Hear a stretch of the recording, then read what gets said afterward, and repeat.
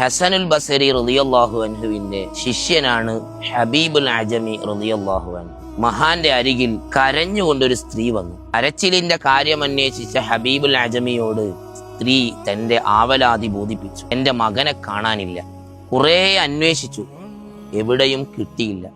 അങ്ങ് ദുആ ചെയ്താൽ എന്റെ മകനെ തിരിച്ചു ലഭിക്കും, അങ്ങ് ദുആ ചെയ്യണം. കാരണം കേട്ട ഹബീബുൽ അജമി സ്ത്രീയോട് ചോദിക്കുന്നു, നിങ്ങളുടെ അരികിൽ സ്വർണ്ണ നാണയമോ വെള്ളി നാണയമോ ഉണ്ടോ?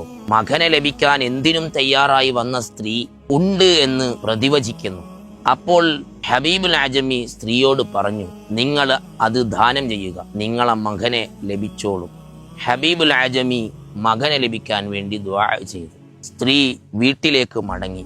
വീടിന്റെ വാതിൽ തുറക്കുമ്പോഴാണ് സ്ത്രീ അത്ഭുതം കാണുന്നത്. തന്റെ മകൻ വീട്ടുപടിക്കൽ നിൽക്കുന്നു.